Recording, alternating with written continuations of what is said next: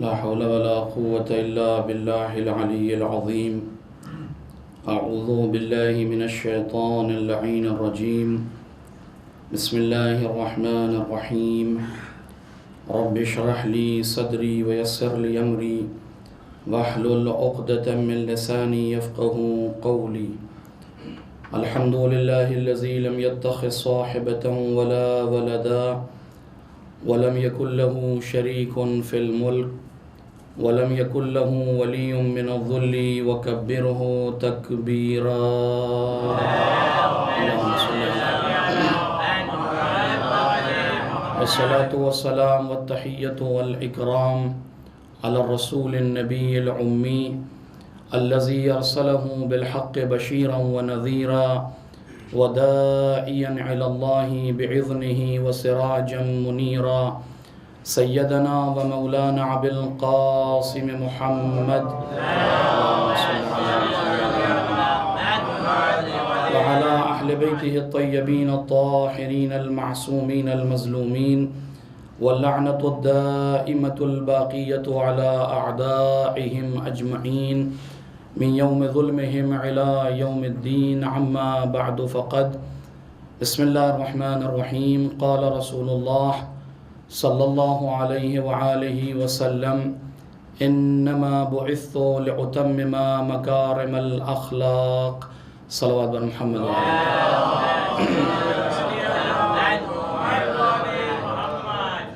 روز رحلت و شہادت رسول خدا صلی اللہ علیہ وآلہ وسلم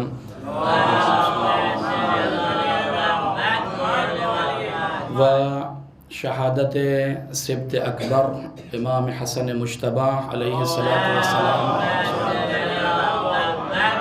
کی مناسبت سے سب سے پہلے زمانے کے امام کی خدمت میں تعزیت پیش کرتا ہوں، اور اس کے بعد آپ تمام مومنین کی خدمت میں تعزیت پیش کرتا ہوں، اور پروردگار عالم سے دعا گو ہوں کہ پروردگار ہم سب کو صحیح معنی میں عاشق محمد و آل محمد قرار دے. ایک صلوات بھیج دے محمد و آل محمد.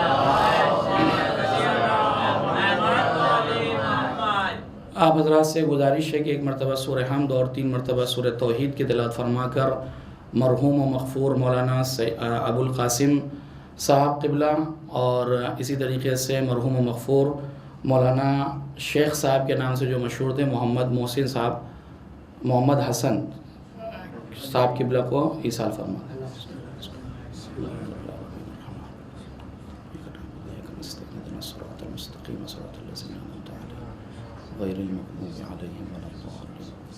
بسم اللہ الرحمن الرحیم. قل اللہ احد اللہ الصمد لم یلد ولم یولد ولم یکن له کفوا احد. بسم اللہ الرحمن الرحیم. قل اللہ احد اللہ الصمد لم یلد ولم یولد ولم یکن له کفوا احد. بسم اللہ الرحمن الرحیم. قل اللہ احد اللہ الصمد لم یلد ولم یولد ولم یکن له کفوا احد. بسم اللہ الرحمن الرحیم. قل اللہ احد اللہ الصمد لم یکن له کفوا احد. ایک صلوات بھیج دیں محمد.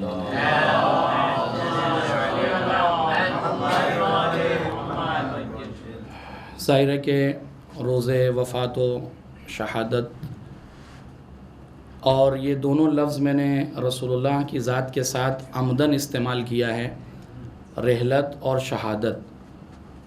اس کی وجہ یہ ہے کہ کتب احادیث میں جب آپ اپنی نظر دوڑائیں گے، اہل علم تشریف رکھتے ہیں، تو چاہے وہ کتب برادران اہل سنت ہوں یا اہل تشیع، دونوں ہی کتابوں میں تقریباً دونوں طرح کی روایات موجود ہیں کہ جو انتقال اور وفات یا رحلت پیغمبر پر دلالت کرتی ہیں، اور بعض روایات ایسی ہیں کہ جو رسول اللہ کے شہید ہونے پر بھی دلالت کرتی ہیں.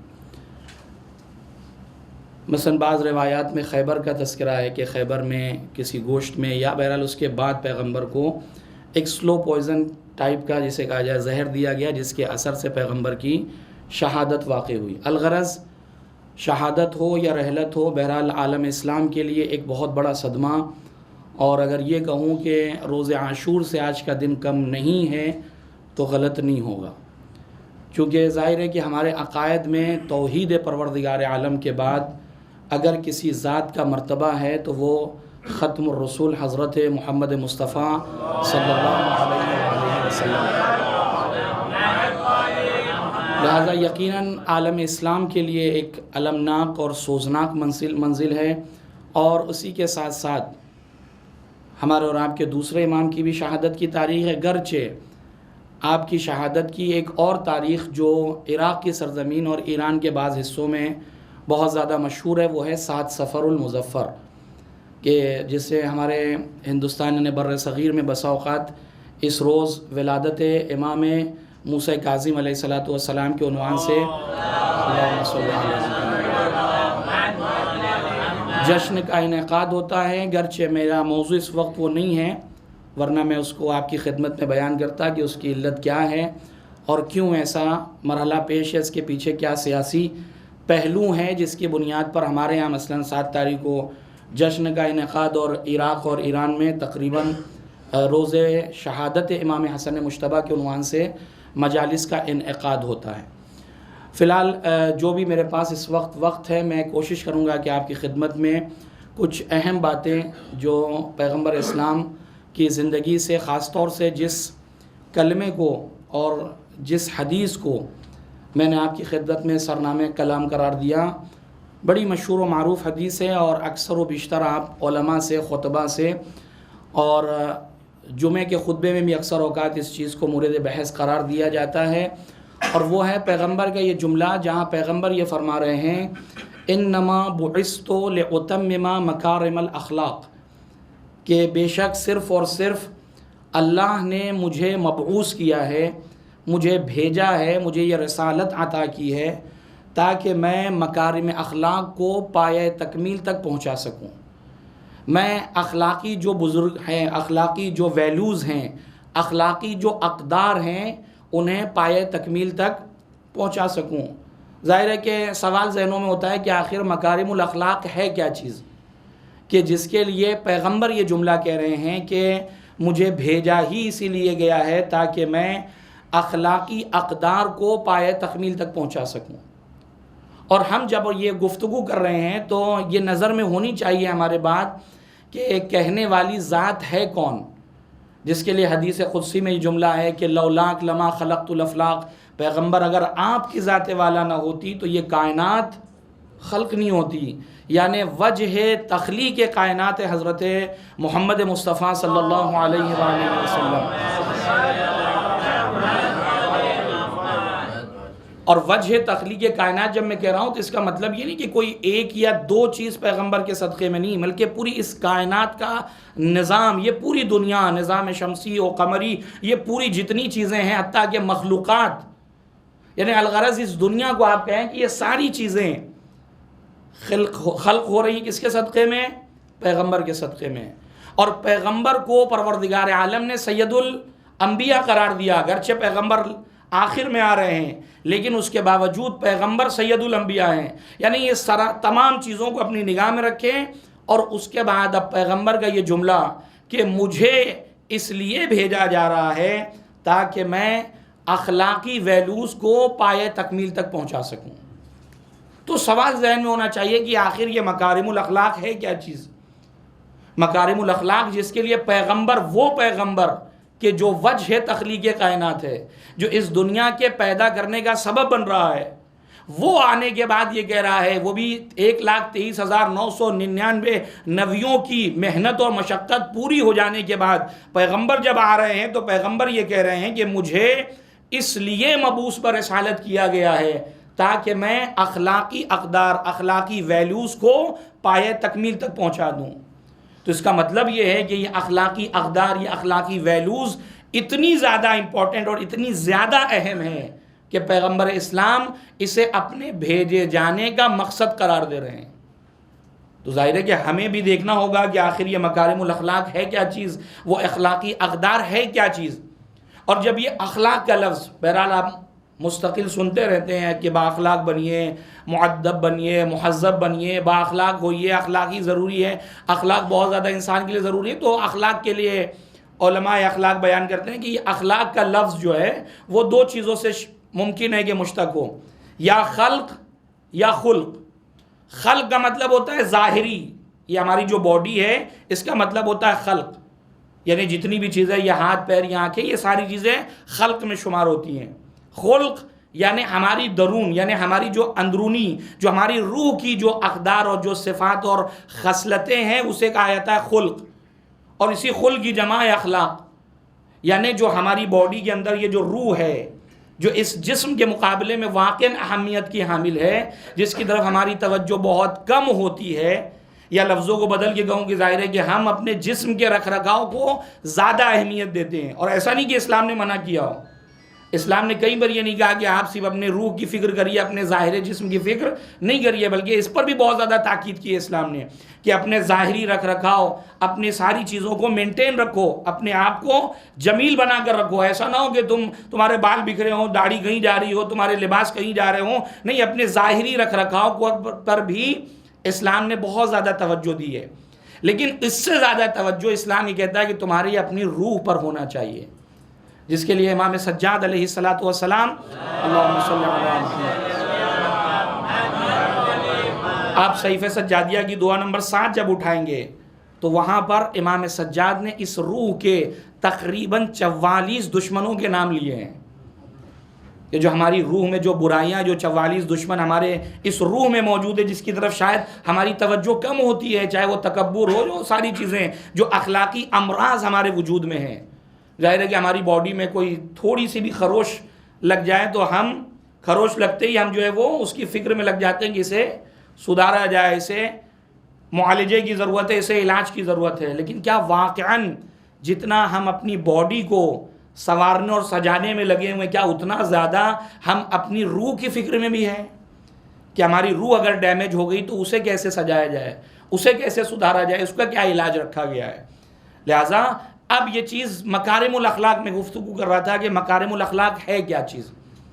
ظاہر ہے کہ مکارم الاخلاق ہر وہ چیز ہو سکتی ہے کہ جو انسانی ویلو کو اوپر لے کر جائے، انسان کی اہمیت کو اجاگر کرے، انسانی جو اقدار ہیں، جو قدر انسانی ہے، اس کو اوپر کی طرف لے جائے. لیکن چھٹے امام جعفر صادق علیہ الصلوۃ والسلام، امام کے ایک صحابی ہیں ابن مسکان، وہ امام کے پاس آئے اور آنے کے بعد کہتے ہیں کہ مولا یہ مکارم الاخلاق کیا چیز ہے. آخر یہ مکارم الاخلاق ہے کہ آتا اب پیغمبر کیا یہ وسیع، یعنی چھٹے امام ابن مسکان سے یہ باتیں کر رہے ہیں. امام ابن مسکان سے کہتے ہیں کہ ان اللہ تبارک و تعالی خص رسولہ بمکارم الاخلاق، پروردگار عالم نے سبحانہ و تعالی نے اپنے نبی کو مکارم الاخلاق سے مختص کیا ہے. اور اس کے بعد فرماتے ہیں کہ فَامْتَحِنُوا أَنفُسَكُمْ، اور تم بھی اپنا ٹیسٹ کرو، اپنا امتحان لو، اپنے آپ کو جانچو پرکھو کہ تمہارے اندر یہ مکارم الاخلاق ہے یا نہیں ہے. فَإِنْ كَانَتْ فِيكُمْ، اگر یہ مکارم اخلاق تمہارے وجود میں نظر آ جائیں، فَاحْمَدُ اللَّهِ، تو تم اللہ کا شکر ادا کرو، اللہ کی حمد و تمجید کرو، اس کا شکر ادا کرو کہ پروردگار یہ مکارم الاخلاق میرے وجود میں ہے. اور اللہ سے دعا کرو کہ پروردگار ان مکارم اخلاق میں اضافہ فرمائے. اور اس کے بعد امام کہتے ہیں کہ امام نے ان مکارم اخلاق میں سے ابن مسکان کو 10 چیزوں کی طرف توجہ دلائی. یوں تو مکارم اخلاق میں نے کہا کہ بالعموم ہر وہ چیز کہ جو انسانی قدر کو اوپر لے کر جائے، لیکن امام ابن مسکان سے کہہ رہے ہیں کہ 10 چیزیں امام نے گنوائی کہ یہ 10 چیزیں کم سے کم مکارم الاخلاق میں شمار ہوتی ہیں، اور اگر یہ تمہارے وجود میں آ جائیں تو تم اس قابل بن سکتے ہو کہ تمہارے اندر جس مقصد کے لیے نبی اس دنیا میں بھیجے گئے تھے تم بھی اس مقصد کو فالو کر سکتے ہو. چونکہ روز وفات پیغمبر ہے، لہٰذا میں نے اس چیز کا انتخاب کیا کہ وہ مکارم الاخلاق ہے کیا، آخر ہم بھی اپنا ٹیسٹ کریں، ہم بھی اپنا امتحان لیں کہ میرے اندر وہ مکارم الاخلاق ہے یا نہیں ہے، وہ انسانی اقدار میرے وجود میں پائی جاتی یا نہیں پائی جاتی. لہٰذا اب امام نے گنوانا شروع کیا. امام کہتے ہیں سب سے پہلی چیز جو اس مکارم الاخلاق میں ہے وہ ہے الیقین. امام کہتے ہیں کہ انسان کے اندر سب سے بڑی صفت جو مکارم الاخلاق کی ہونا چاہیے وہ ہے یقین کا ہونا. یقین یعنی پروردگار عالم کے جو احکام ہے، جو دین پروردگار عالم ہے، جو نظام اور جو سسٹم پروردگار عالم نے انسانیت کے حوالے کیا ہے، اس نظام اور اس دین پر مکمل طریقے سے بھروسہ اور یقین رکھنا. خدا کی ذات پر یقین رکھنا، رسول اللہ کی ذات پر یقین رکھنا، ائمہ اطہار علیہم السلام کی اقوال اور ان کی ذوات مقدسہ پر یقین رکھنا۔ اور عزیزو، یہ یقین ایک ایسی چیز ہے کہ جو سب کے یہاں برابر نہیں ہوتی۔ ممکن ہے کہ میرے یہاں 10% کسی چیز کو لے کر یقین ہو، آپ کو اسی چیز کا یقین 100% ہو، لہٰذا سب کا یقین برابر نہیں ہوتا۔ اور یہ بھی ضروری نہیں ہے کہ ایک چیز سے متعلق سارے لوگ کا یقین مراد۔ ممکن ہے کہ ایک چیز کے متعلق سب کا یقین ایک جیسا ہو، لیکن دوسری چیز کے مقابلے میں کسی کا یقین 50%، کسی کا 70، کسی کا 80۔ لہٰذا یقین کا جو منزل ہے وہ کسی کی کم اور کسی کی زیادہ ہو سکتی ہے۔ ہر انسان اپنا ٹیسٹ کرے کہ ہم کتنا پروردگار عالم کی ذات پر یقین رکھتے ہیں۔ لہذا سب کے یہاں یقین کی منزل ایک جیسی نہیں ہے، حتیٰ کہ میں قرآن سے اگر آپ کو مثال دوں تو شاید یہ وجہ ہوگا کہ شیخ الانبیاء جناب ابراہیم علیہ السلام کی ذات والا، اللہم صلی اللہ علیہ، کہ جب آپ ایک قریے سے گزرے تو آپ نے دیکھا کہ کچھ لاشیں پڑی ہوئی ہیں، تو اب پروردگار عالم سے مخاطب ہوتے ہیں جناب ابراہیم، کہ پروردگار سے کہتے کیف تحیی الموتیٰ، پروردگار تو مردوں کو زندہ کیسے کرے گا؟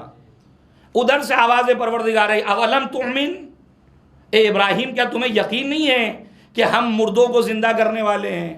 اور بسا اوقات لوگ اس غلط فہمی مبتلا ہو جاتے ہیں کہ شاید جناب ابراہیم کو یقین نہیں تھا کہ پروردگار عالم کیسے جو ہے وہ کیا مردوں کو زندہ کر سکتا ہے۔ نہیں، جناب ابراہیم شیخ الانبیاء ہیں، واقعی ایک عظیم پیغمبر، ان کو اس بات کا یقین 100% ہے کہ پروردگار ہی عالم وہ ہے کہ جو مردوں کو زندہ کر سکتا ہے۔ اگر قرآن کے ان الفاظ پر غور کرے تو خود پتہ چل جائے گا کہ آخر پیغمبر چاہ کیا رہے ہیں۔ پیغمبر نے کیا فرمایا؟ کیف تحیی الموتیٰ، یہ نہیں کہا کہ پروردگار مجھے دکھا تو واقعاً زندہ کر سکتا ہے، نہیں بلکہ پروردگار کیسے زندہ کرتا ہے، اس کیفیت احیاء کو دیکھنا چاہ رہے ہیں کہ آخر وہ زندہ کیسے کرے گا، اس چیز کو دیکھنا چاہ رہے ہیں اپنی آنکھوں سے۔ لہٰذا پروردگار عالم کہہ رہے ہیں کہ میرے حبیب، میرے خلیل، اولم تؤمن، کیا تمہیں یقین نہیں ہے؟ پیغمبر فرماتے ہیں قال بلا، نہیں مجھے یقین ہے، ولکن لیطمئن قلبی، لیکن یہ مطالبہ کیوں کر رہا ہوں؟ تاکہ میرا نفس جو ہے، میرا قلب جو ہے وہ منزل اطمینان میں داخل ہو جائے، یعنی یقین کی آخری منزل یہ جناب ابراہیم کی منزل ہے۔ اور میں کوشش میری ہوتی کہ میں مقایسہ نہیں کروں، لیکن بہرحال تاریخ میں ہمیں ایک اور ذات نظر آتی ہے۔ یہ منزل ہمیں جناب ابراہیم کی نظر آئی، لیکن ایک اور ذات ہے کہ جو مقام فخر میں یہ اعلان کر رہی ہے کہ لو کشف الغطاء مزددت یقینا، کہ علی کی ذات وہ ہے کہ اگر سارے حجابات ہٹا دیے جائیں تو علی کے ایمان میں، علی کے یقین میں ذرہ برابر بھی اضافہ نہیں ہو سکتا۔ ایک صلوات بھیجیں محمد و آل محمد۔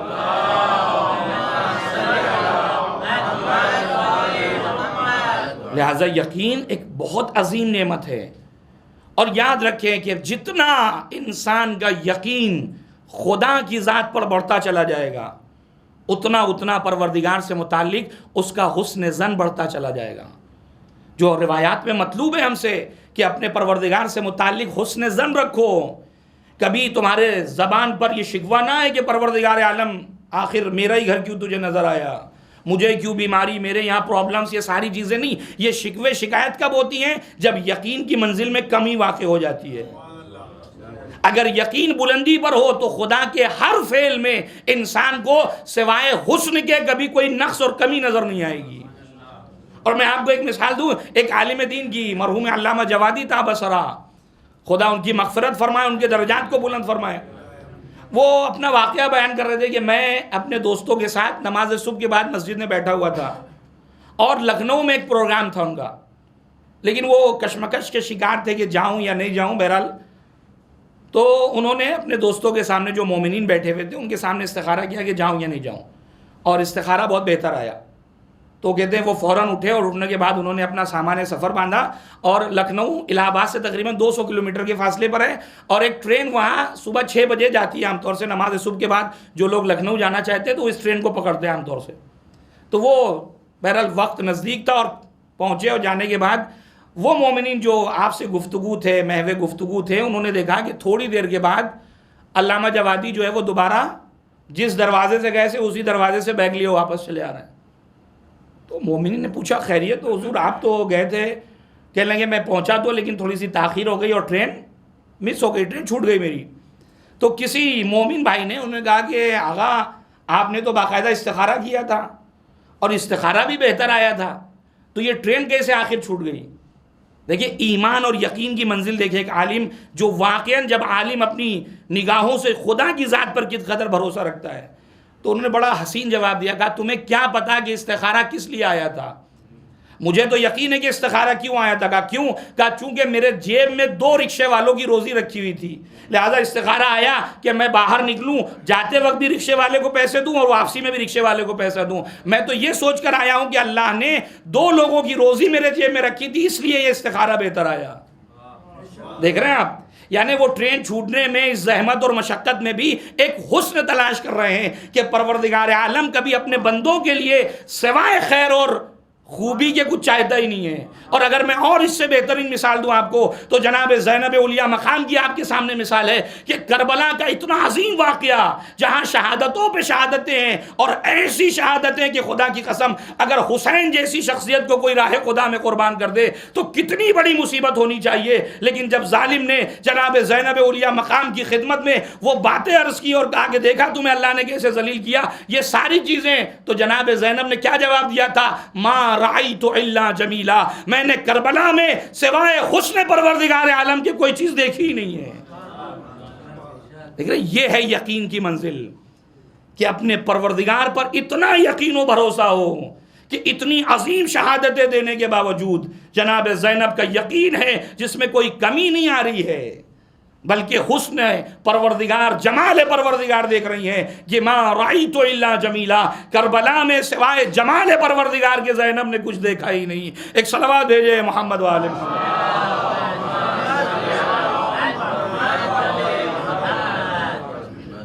ایک اور صلوات بھیج دیں محمد۔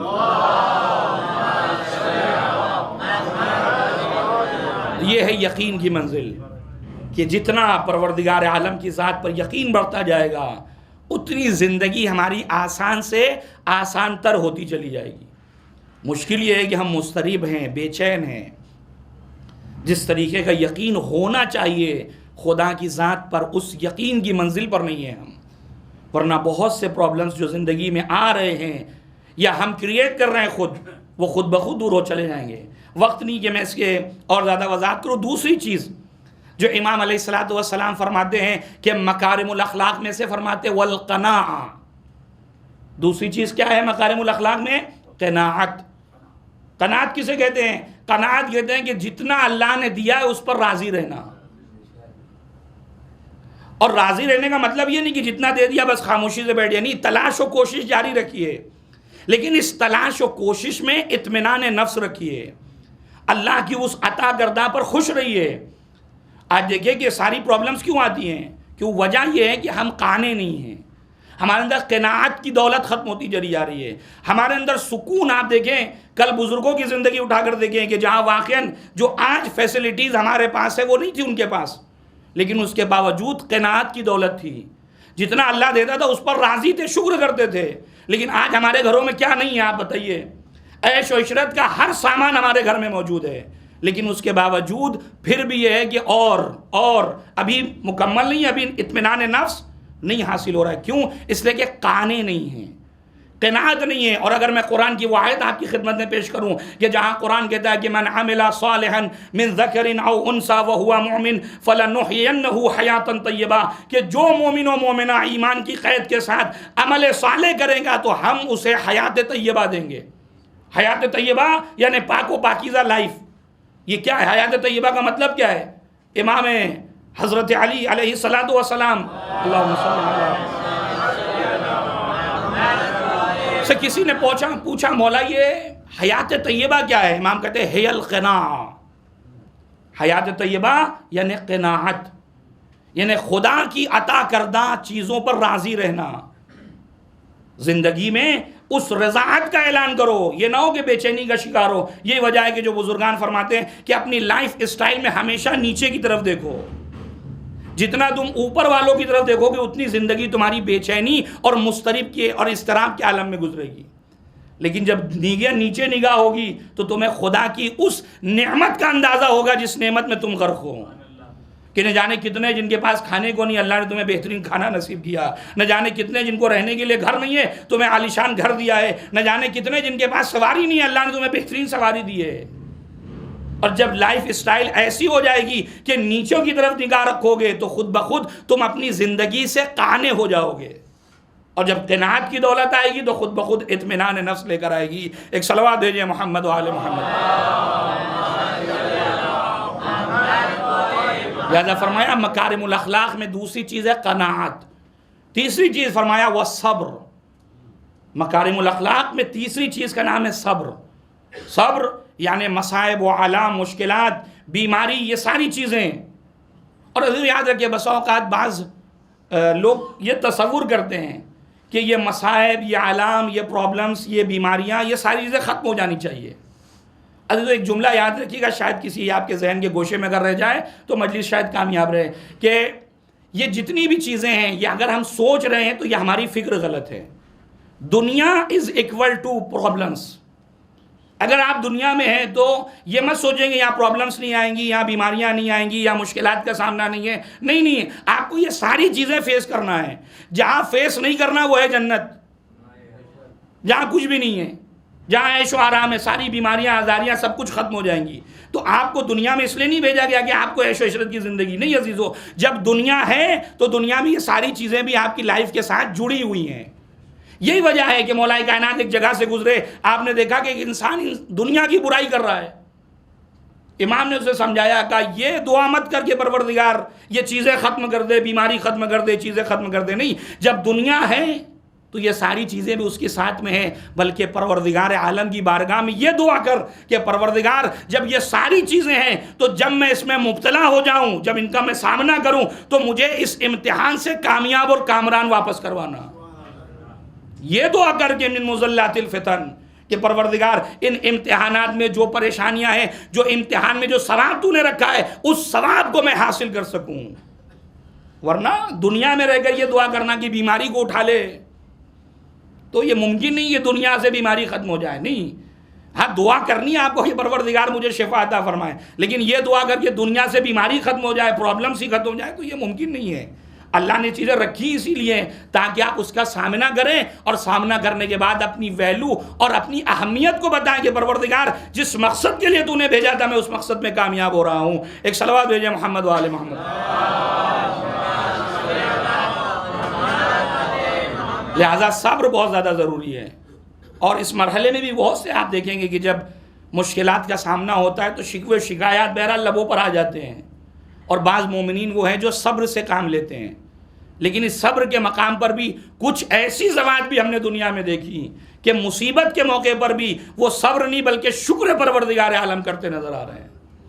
کہ جب شب ہجرت رسول اللہ نے حضرت علی سے کہا یا علی آپ کو میرے بستر پر لیٹنا ہے، تو ایک سوال کیا، اللہ کے رسول کیا میرے لیٹنے سے آپ کی جان بچ جائے گی؟ کہا ہاں بالکل بچ جائے گی۔ تو رسول خدا کے اس وسیع نے شکر پروردگار عطا کیا۔ رسول اللہ نے پوچھا یا علی کیا یہ مقام شکر ہے؟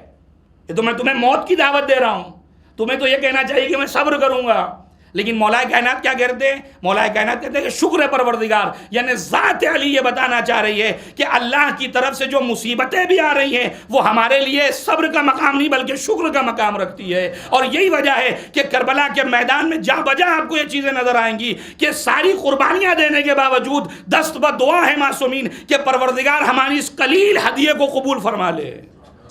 یہ کیا ہے؟ یہ مقام شکر ہے کہ پروردگار تو نے ہمیں اس قابل سمجھا کہ ہم تیری بارگاہ میں اتنی عظیم عظیم قربانیاں دے سکیں۔ ایک صلوات بھیجیں محمد و آل محمد۔ لہذا مکارم الاخلاق میں سے ایک صبر ہے۔ چوتھی چیز فرمایا وہ شکر۔ مکارم الاخلاق میں وہ چیزیں جو انسان کی اقدار کو بڑھاتی ہیں ان میں سے ایک چیز ہے شکر۔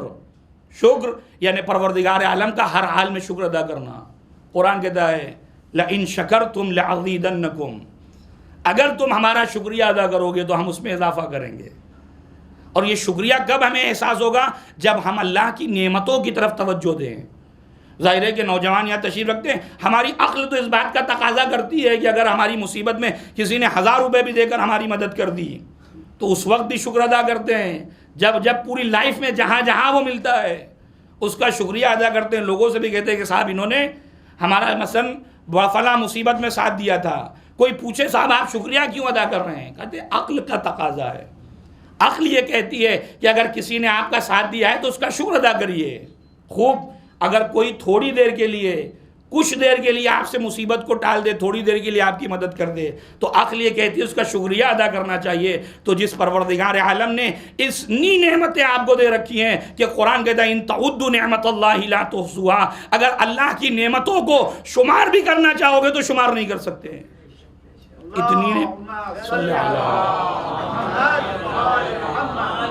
اتنی نعمتوں میں غرق ہے، اس کے باوجود واقعاً کبھی کبھی تعجب ہوتا ہے کہ اگر کسی سے یہ کہا جائے کہ آپ نماز کیوں نہیں پڑھتے، واقعاً حیرت کا مقام ہے کہ وہ انسان کے جو 1000 روپے ملنے کے بعد شکریہ ادا کرنے کا سلیقہ ہے اسے، لیکن جس پروردگار عالم نے کہا سخر لکم ما فی البر والبحر، ہم نے اس پوری کائنات کو تمہارے لیے پیدا کیا ہے اور تمہیں اپنی ذات کے لیے پیدا کیا ہے، لیکن اس کے باوجود مقام شکر میں تم نمازیں نہیں ادا کرتے، تم دین کی پابندی نہیں کرتے. تم سے بڑا ناشکرا کون ہوگا کہ اتنی ساری نعمتیں دینے کے باوجود ایک سجدے کا مطالبہ تھا، اس کے باوجود تم ہم سے روگردانی کر رہے ہو. اس کا مطلب یہ کہ انسان عقل کا اسیر ہے، ابھی کسی اور چیز میں اسیری میں گھوم رہا ہے، اسے صحیح طریقے سے اللہ کی ان نعمتوں کا احساس نہیں ہے جو پروردگار عالم نے عطا کی ہے. ایک صلوات بھیجیں محمد و آل محمد.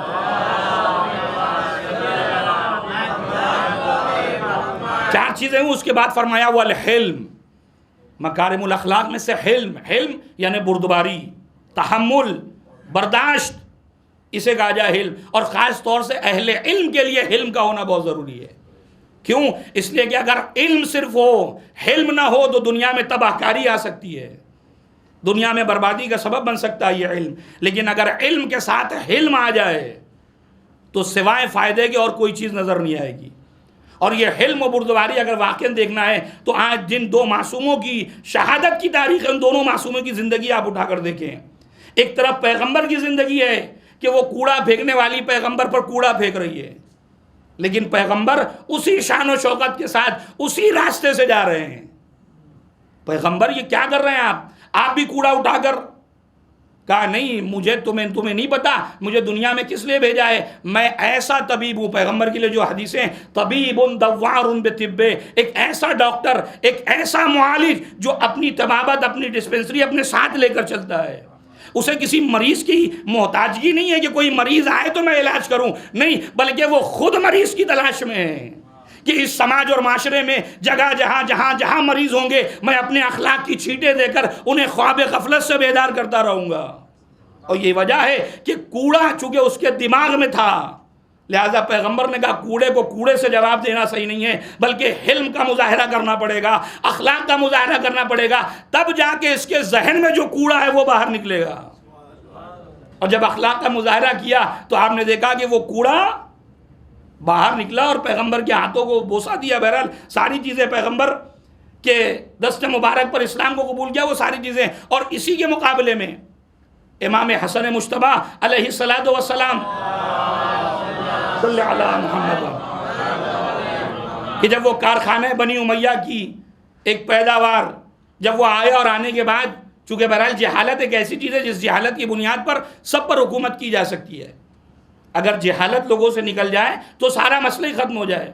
آپ کیا سمجھتے ہیں بنی امیہ یا جتنے بھی یہ بنی امیہ کے خلفاء تھے، جتنے بھی تھے، انہوں نے کیوں آخر لوگوں پر حکومت کی؟ چونکہ ان کے اندر جاہلوں کی بھرمار تھی، اور جتنا جہالت بڑھتی جائے گی اتنا حکومت کرنے میں حاکموں کو آسانی ہوتی چلی جائے گی. ورنہ آپ سوچیں کہ جس قوم کو یہ پتہ نہ ہو کہ اونٹ کیا ہے اور اونٹنی کیا ہے، جس قوم کو یہ پتہ نہ ہو کہ نماز صبح 2 رکعت ہے کہ 4 رکعت ہے، جس کی غفلت کا عالم یہ ہو کہ بدھ کے دن جمعہ کی نماز پڑھائی جا رہی ہو، آپ سوچیں یہ سب کیا ہے؟ آج آپ سنتے تو آپ کو ہنسی آتی کہ کیا ایسا بھی ہو سکتا ہے؟ نہیں عزیزو، یہ ہو سکتا ہے. جب انسان جہالت کے سمندر میں ڈوب جائے تو یہ سب ہو سکتا ہے، جب تک جہالت سے باہر نہیں نکلیں گے. یہی وجہ ہے کہ علامہ نقل صاحب سے کسی نے پوچھا تھا کہ امام حسین کے قیام کا فائدہ کیا ہوا؟ امام حسین نے جو قیام کیا، یہ جو انقلاب کربلا منعقد کی، اس کا فائدہ کیا ہے؟ اس کا سب سے چھوٹا فائدہ یہ ہے کہ اب بعد کربلا کہیں پر بھی دنیا میں بدھ کے دن جمعہ کی نماز نہیں پڑھی جائے گی. دیکھ رہے ہیں آپ کیوں؟ اس لیے کہ امام حسین جب نکل رہے ہیں تو یہی وجہ ہے، سوچنے کا مقام ہے کہ مشکل تو یزید سے تھی امام کی. امام کو کہنا چاہیے تھا کہ میں مدینے سے اس لیے نکل رہا ہوں تاکہ جا کر یزید کو سدھار سکوں، اس کے اندر جو اقدار ختم ہو رہے ہیں، جو انسانی ویلیوز دفن کر دی ہیں اس نے، اس کو سدھارنے جا رہا ہوں. لیکن امام کیا کہہ رہے ہیں؟ انما خرجت لطلب الاصلاح فی امت جدی، میں نانا کی امت کی اصلاح کے لیے نکلا ہوں. عجب، فرزند رسول آپ تو یزید کے ساتھ آپ کا ٹکراؤ، آپ امت کا نام کیوں لے رہے ہیں؟ کہ مصیبت تو یہی ہے، مشکل یہ ہے کہ یہ امت سوئی ہوئی ہے، یہ امت خواب غفلت میں. اگر یہ جاگے ہوئے ہوتے، ان کی فکریں آزاد ہوتی، تو پھر مجھے یزید جیسوں کے جھیلنا نہیں پڑتا، یزید جیسوں کا سامنا کرنا نہیں پڑتا، بلکہ یہ امت خود یزید کو تخت خلافت سے نیچے اتار دیتی. یہ سو رہے ہیں، خواب غفلت میں ہیں، لہٰذا انہیں بیدار کرنا ہوگا، انہیں بتانا ہوگا کہ یزید اس قابل نہیں ہے کہ وہ تخت خلافت پر بیٹھے. لہٰذا فکری آزادی بہت ضروری ہے. لہٰذا امام حسن کی بارگاہ میں جب وہ آیا اور آنے کے بعد اس نے جرأت کی نازیبا الفاظ کے امام کو، امام خاموشی سے سن رہے ہیں، حلم کا مظاہرہ کر رہے ہیں. اور اس کے بعد امام نے کیا خوبصورت جملہ کہا، مجھے لگتا ہے تو مسافر ہے. یعنی گویا یہ کہنا چاہ رہے تو مجھے جانتا نہیں ہے، تو برجستہ کہتا نہیں مجھے پتہ ہے کہ آپ کون ہیں. اور اس کے بعد امام کہتے ہیں کہ کوئی بات نہیں، اگر تجھے گھر کی ضرورت ہے تو میں تجھے گھر دے دوں، تجھے کھانے کی ضرورت ہے تو میں تیرے لیے کھانے کا انتظام کر دوں، لباس کی ضرورت ہے لباس کا انتظام کر دوں، استراحت کی ضرورت ہے اس کا انتظام کر دوں. کون سی ایسی ضرورت ہے کہ میں تیری پوری کر سکتا ہوں. اور جب ادھر سے حلم کا مظاہرہ ہوا، ادھر سے بد اخلاقی کا مظاہرہ ہوا، تو ان دونوں کے ٹکراؤ میں ہمیشہ جب حق و باطل ٹکراتے تو حق کی جیت ہوتی ہے. جب ادھر سے حلم حلم حلم، اخلاق اخلاق، تو آخر جملہ کیا کہتا ہے اب تک میری نگاہ میں دنیا میں سب سے بدترین مخلوق آپ تھی، لیکن یہ آپ کے اخلاق نے، آپ کے حلم و بردباری نے مجھے یہ سوچنے پہ مجبور کر دیا ہے کہ پروردگار بہتر جانتا ہے کہ وہ رسالت کس کو عطا کرے، امامت کس کو عطا کرے. ایک صلوات بھیجے محمد و آل محمد.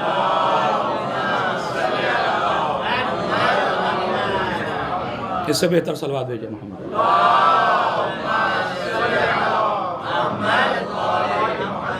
اور انہی بزرگواروں کی سیرت پر عمل کرتے ہوئے، جس آیت اللہ ابو القاسم صاحب کی آج تاریخ وفات ہے، ان کی سیرت بھی آپ دیکھیں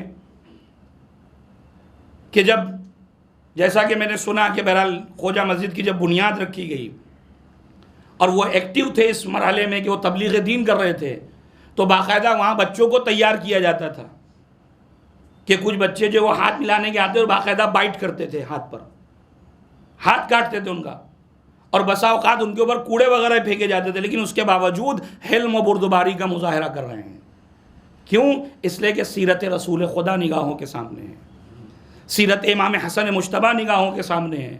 لہذا پوری بردباری کے ساتھ مقام تبلیغ میں وہ جانتے ہیں کہ مشکلات کا سامنا کرنا ہوگا، لیکن ان مشکلات کا سامنا، ہمارے سامنے آئیڈیل موجود ہے، رسول اللہ کی ذات ہے. قرآن یہ کہہ رہا ہے کہ تمہارے لیے بہترین آئیڈیل اور نمونہ خود رسول اللہ کی ذات ہے.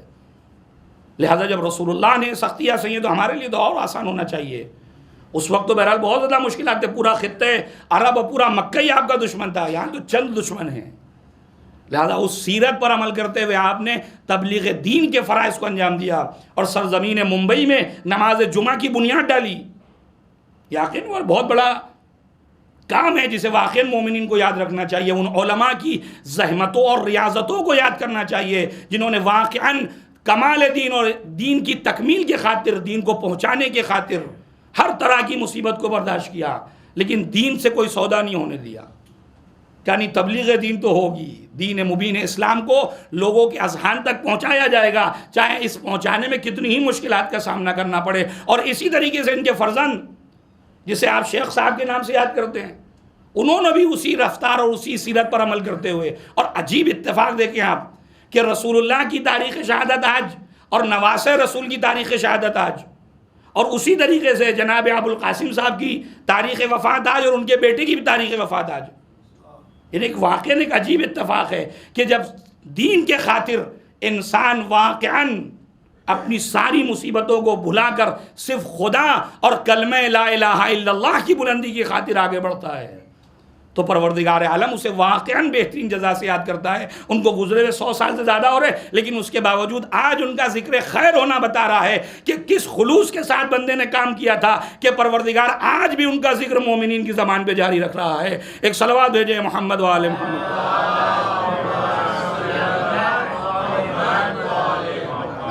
لہذا فرمایا حلم کے بعد فرمایا اگلی منزل جو ہے وہ فرمایا حسن الخلق.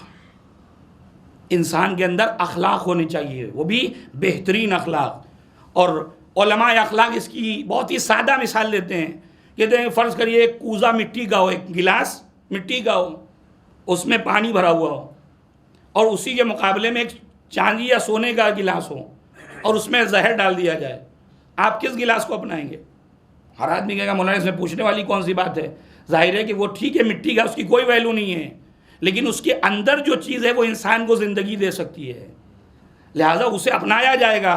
اور اس گلاس کو بظاہر سونے کا ہے, چمک رہا ہے, لیکن اس کے اندر جو چیز ہے وہ ہے ایسی چیز جو ہماری جان لے سکتی ہے. علماء اخلاق کہتے ہیں بس انسان کے لیے اخلاق کی مثال ایسے ہی ہے کہ اگر جسم بوسیدہ ہو, کپڑے بوسیدہ ہوں, کھانے کو کچھ نہ ہو, کچھ بھی نہ ہو, انسانی زندگی ایک دم تھرڈ کلاس لائف جسے ہم کہہ سکتے ہوں کہ گزر رہی ہو, لیکن اگر با اخلاق ہے تو ہر انسان اسے گلے لگانے کے لیے تیار ہے. لیکن اگر واقعا ملینرز ہو, بلینرز ہو, بڑی بڑی گاڑیاں ہو, بڑے بڑے بنگلے ہوں, لیکن اخلاق نہ ہو تو کوئی اسے اپنے آس پاس ہی بھٹکنے دینا نہیں چاہتا.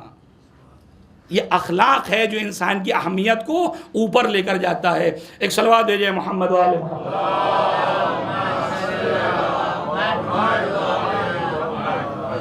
اور اس کے بعد امام فرماتے ہیں والغیرہ, اگلی چیز جو مکارم الاخلاق میں وہ ہے غیرت. یعنی مکارم الاخلاق میں سے ایک غیرت ہے. اور آج اگر واقعہ اگر 2 لمحے میں اس پر تبصرہ کروں 2 منٹ, تو آج آپ دیکھیں کہ پورا میڈیا, سوشل میڈیا, یہ انٹرنیٹ کے جتنے کارندے ہیں, یہ جتنے دشمنان اسلام ہیں, ان کی ایک خواہش ہے, وہ ہے سماج اور معاشرے سے غیرت کو ختم کر کے بے غیرت بنا دینا.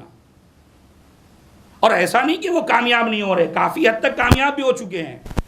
کہ آج سماج اور معاشرے میں آپ دیکھیں کہ غیرت کتنی بچی اور بے غیرتی کا کیا عالم ہے. آپ جتنی یہ سوشل میڈیا جو سائٹس ہیں آپ کھولیں, آپ دیکھیں کس قدر بے غیرتی کا مظاہرہ ہو رہا ہے. اخلاقی چیز, ابھی کل میری ایک دوست سے بات ہو رہی تھی, الہ آباد میں ہو رہے تھے, انہوں نے کہا مولانا میں نے صرف UN میں جو ایرانی پریسیڈنٹ نے جو اسپیچ دی تھی, اس اسپیچ کو میں نے فیس بک پہ شیئر کیا تو میری آئی ڈی 7 دن کے لیے بلاک کر دی انہوں نے. لیکن اسی فیس بک پر فحاشی, غیر مشروع تعلقات, نہ جانے کیسی کیسی چیزیں پروموٹ کی جا رہی ہے, لیکن کوئی ان کی آئی ڈی کو بلاک کرنے والا نہیں ہے. کیوں؟ اس لیے کہ جو نظام اور جو سسٹم دشمنان اسلام چاہتے ہیں, اس سسٹم میں غیرت کی کوئی جگہ ہی نہیں ہے. وہ ہر غیر جائز چیز کو, ہر نامشروع چیز کو اس بات کر کے اٹ از نارمل, ہر چیز کو نارمل. مرد کے تعلقات قائم کر رہا ہے, اٹ از نارمل. مرد شادی شدہ عورتوں سے تعلقات قائم کر رہا ہے, اٹ از نارمل. شادی سے پہلے لائف اسٹائل زندگی گزاری جا رہی ہے, اٹ از نارمل. اور اسے ہمارے سماج کا حصہ باقاعدہ بنایا جا رہا ہے. یہ کہہ کر آپ دیکھیں, یہ نہیں کہ کوئی برائی کرے, برائی کو جو برائی ہوتی ہے برائی, ایک ہوتی ہے کہ ایک سماج اور معاشرے میں اس برائی کو ختم کر کے کروانا, یہ زیادہ خطرناک ہے. جو یزید کرنا چاہ رہا تھا کہ بنام دین ہر چیز کو صحیح ہے, ہر غیر مشروع تعلقات آپ کریے, کوئی مسئلہ نہیں ہے, کوئی ایشو نہیں ہے. وہی بے عینی چیز آج ہمارے سماج اور معاشرے میں آپ دیکھیں بے غیرتی کس چرم پر پہنچی ہوئی ہے, کہاں پر لے جا چکے ہیں لوگ. ہر چیز نارم, اور باقاعدہ اسے ہمارے ذہنوں تک منتقل کرایا جا رہا ہے. لہٰذا اس پر بہت زیادہ بہرحال بات کرنے کی ضرورت ہے, لیکن وقت نہیں ہے میں اس پر گفتگو کروں کہ واقعاً کہ ہم ایک بہت بڑا مسئلہ ہے آج کے دور میں کہ ہم اپنے نوجوانوں اور بچوں کو کیسے ان چیزوں سے بچائیں. اور تربیت اولاد جیسے جیسے زمانہ بڑھتا جائے گا, چیلنجز بڑھتے جا رہے ہیں, آپ کی ذمہ داریاں بڑھتی چلی جا رہی ہیں. چونکہ بہرحال یہ جو حدیثوں میں آپ پڑھتے ہیں نا کہ انسان گھر سے نکلے گا تو دیندار, لیکن جب واپس آئے گا تو بے دین. خریدار دین کھڑے ہوئے ہیں, کب کس جگہ لوگ ہمارا دین خرید لیں. اور آج دیکھیں, میں سامنے کی اگر مثال دوں تو آپ دیکھیں گے, آج آپ دیکھیں کہ پردے کا کیا مطلب ہوتا ہے. پردے کا مطلب ہے کہ عورت اپنا سر یعنی اس کے بال دکھائی نہ دے، یہ ہے پردے کا مفہوم۔ لیکن آج آپ دیکھیں ایسے ایسے کپڑے آ گئے ہیں کہ عورت پردہ بھی کی ہوئی اور ساری چیزیں اسے دکھائی بھی دے رہی ہے، یعنی اسے سمجھا رہا ہے کہ تم با پردہ بھی ہو لیکن در حقیقت وہ بے پردہ ہے۔ جب ساری چیزیں نظر آ رہی ہیں تو یہ پردہ کہے گا ہوا، یہ تو بے پردگی ہے۔ بس اسی طریقے سے ہمارے دین کو بھی لوگ چاہ رہے ہیں کہ آپ اپنے آپ کو دیندار تو کہنا ہے لیکن اندر سے ساری چیزیں نیل سناٹا، کچھ بھی نہیں، لیکن سامنے سے ہم دیندار نظر آنے چاہیے، لیکن ہمارے اندر کیا ہے؟ بالکل وہی مثال جو پردے کی ہے کہ اسے یہ تو سمجھایا جا رہا ہے کہ تم با پردہ ہو لیکن حقیقت میں وہ بے پردہ ہے، اور وہ سوچ رہی کہ میں با پردہ ہوں۔ ویسے کبھی کبھی ہم بھی یہ سوچ رہے ہیں کہ ہم دیندار ہیں لیکن حقیقت میں ایک صلوات بھیجیں محمد والے محمد۔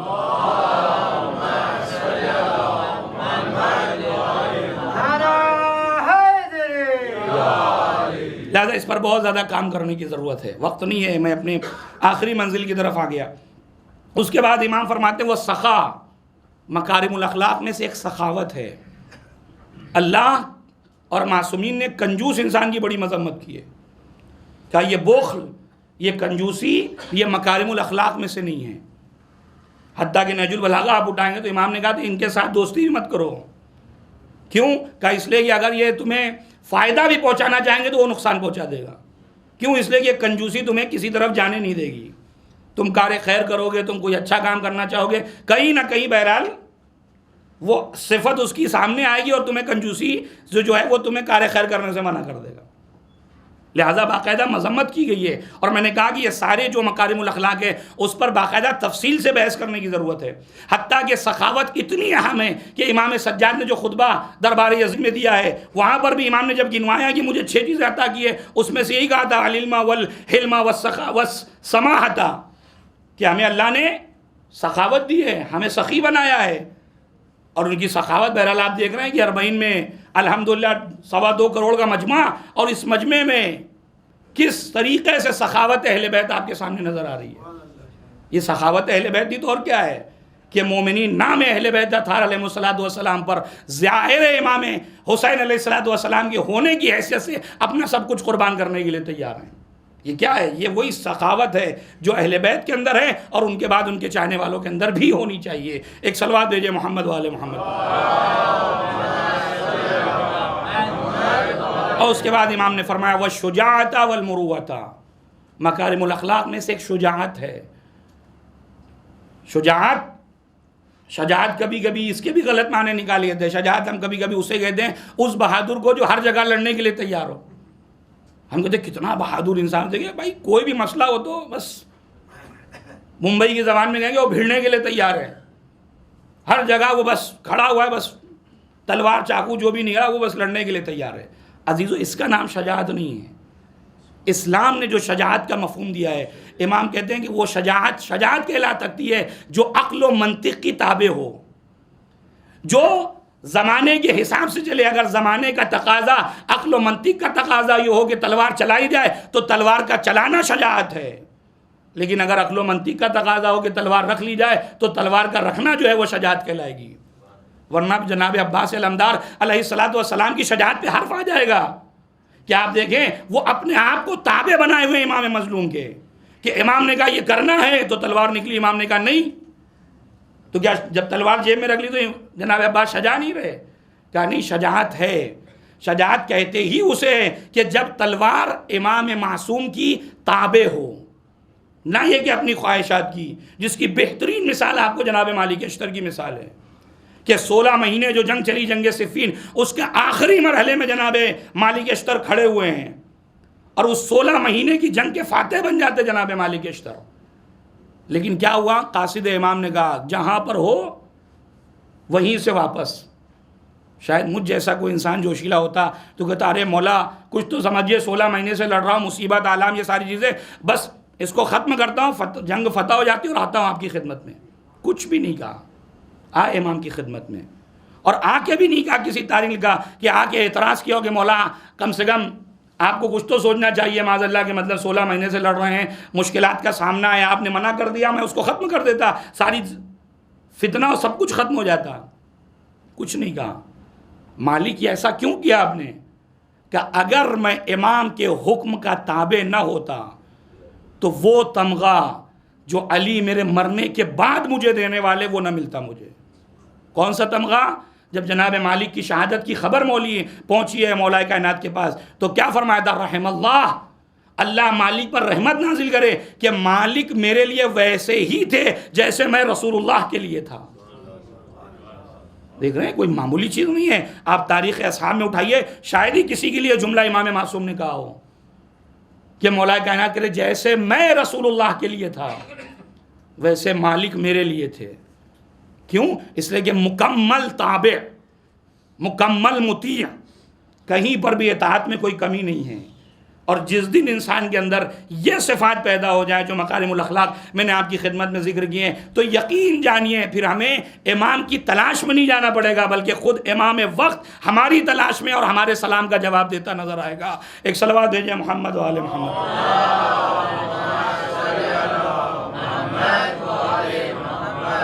بس عزیزان گرامی، میں پروردگار عالم سے دعا گو ہوں سب سے پہلے اپنے لیے کہ جو مکارم الاخلاق میں نے آپ کی خدمت میں ذکر کیے ہیں، ان تمام اخلاق کو پروردگار مجھے توفیق دے، اور اسی کے ساتھ ساتھ آپ تمام مومنین کو توفیق دے کہ یہ تمام صفات کے جو مکارم الاخلاق کہلاتے وہ ہم اپنے وجود میں اپنائیں اور اپنانے کے بعد اسے اپلائی بھی کریں۔ ایک صلوات بھیجیں محمد و آل محمد۔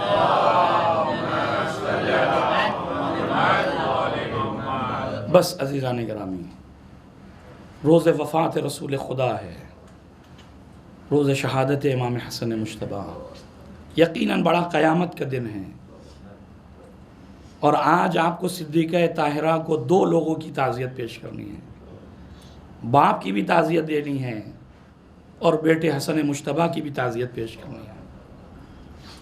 اور عزیزو، شاید ہمیں رسول اللہ کی جدائی کا غم اور اس کے اندر جو سنگینی ہے اس کا احساس نہ ہو۔ اس کا احساس مولا کائنات نے کروایا کہ جب رسول اللہ کو قبر میں لٹانے لگے تو لٹانے کے بعد جانتے ہیں جملے تاریخ تھے، بی ابی انت و امی یا رسول اللہ، کہ اللہ کے رسول میرے والدین آپ پر فدا ہو جائیں۔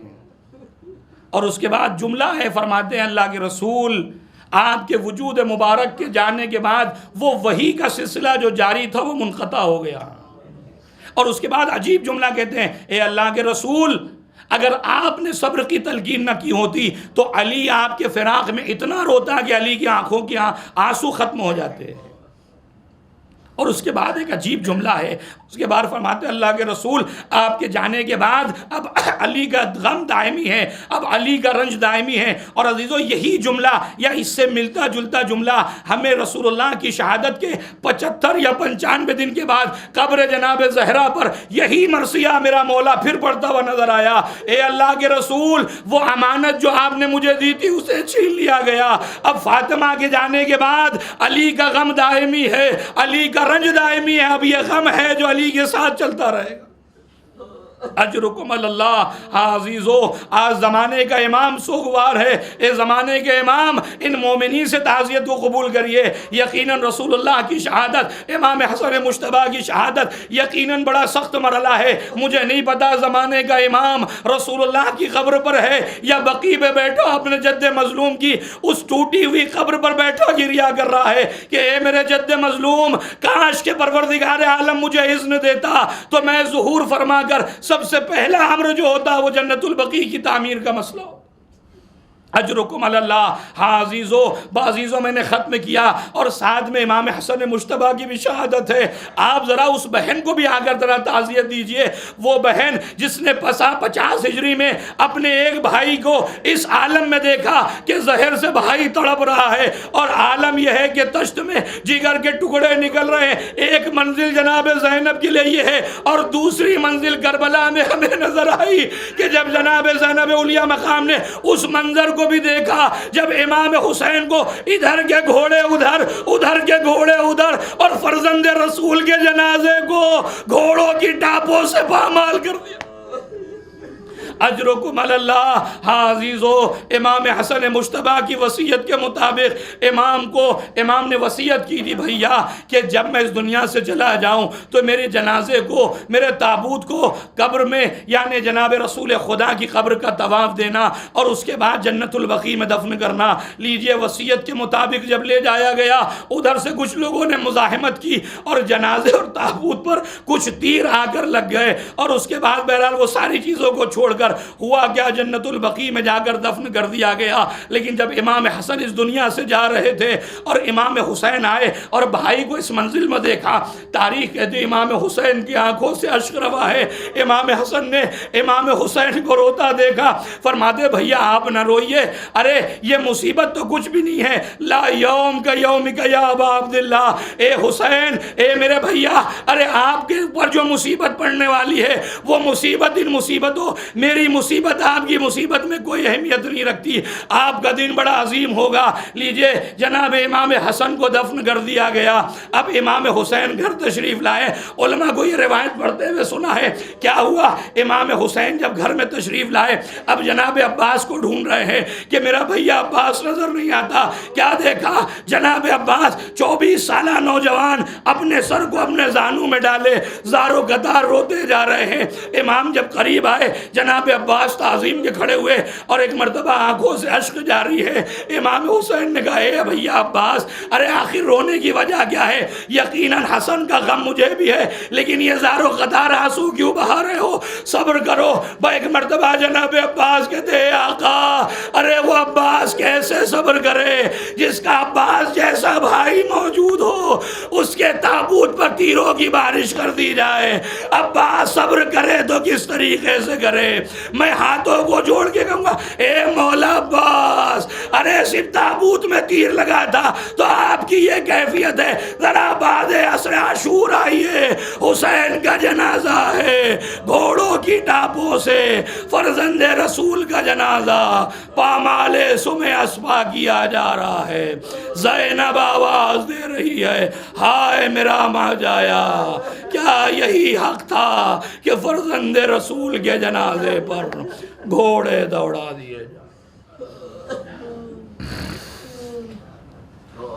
وَسَيَعْلَمُ الَّذِينَ ظَلَمُوا أَيَّ مُنْقَلِبٍ يَنْقَلِبُونَ إِنَّا لِلَّهِ وَإِنَّا إِلَيْهِ رَاجِعُونَ رضاً بِقَضَائِهِ وَتَسْلِيمًا لِعَمْرِهِ۔ پروردگار تجھے واسطہ محمد والے محمد کا ہماری اس مختصر سے عبادت کو شرف قبولیت عنایت فرما۔ پروردگار تجھے واسطہ محمد والے محمد کا جو پریشان حال ان کی پریشانیوں کو دور فرما، جو مقروض ان کے قرضوں کو ادا فرما، جو حج و زیارات کے مشتاق ان حج و زیارات سے مشرف فرما، پرچم اسلام کو سر بلند فرما، پرچم کفر و نفاق کو سر نگو فرما۔ پروردگار ہم سب کو مکارم الاخلاق اختیار کرنے کی توفیق عنایت فرما، ہم سب کو صحیح معنی میں عاشق محمد و آل محمد قرار دے، وارث اعظم امام زمانہ کے ظہور میں تعجیل فرما، ہم سب کو ان کے مخلص غلاموں میں شمار فرما۔ ربنا تقبل منا انک انت السمیع العلیم۔